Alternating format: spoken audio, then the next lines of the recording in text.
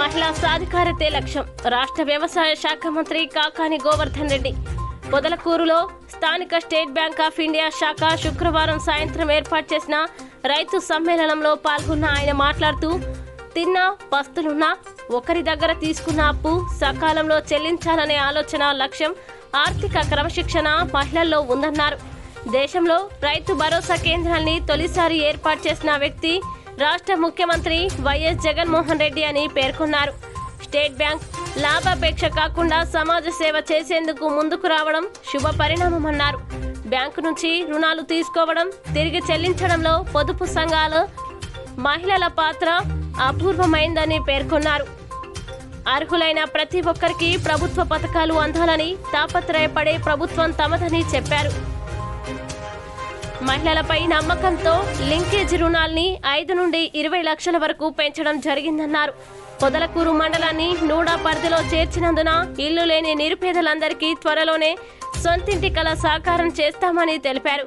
ఈ సందర్భంగా ఆయన స్వయం సహాయక గ్రూపులకు చెందిన 15 కోట్ల చెక్కుల్ని లబ్ధిదారులకు అందజేశారు.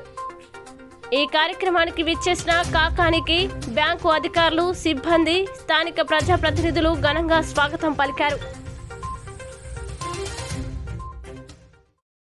రైతులతో కలిసి ఒక రాత్రి బస చేయడం, వాళ్ళతో నిద్రపోవడం, వాళ్ళ జీవన విధానాన్ని తెలుసుకోవడం, ఆ జీవన విధానానికి సంబంధించిన లోటుపాట్లు ఉంటే వాటిని ఏ విధంగా మెరుగుపరచాలనేటువంటి ఆలోచన చేయడం, ఇవన్నీ కూడా అరుదైనటువంటి అంశాలు. వీటికి సంబంధించి బహుశా అన్ని బ్యాంకుల కన్నా కూడా ముందు స్టేట్ బ్యాంక్ ఆఫ్ ఇండియా ఒక అడుగు వేసిందని చెప్పి నేను భావిస్తున్నా. I'm heartfully thanking the management of State Bank of India.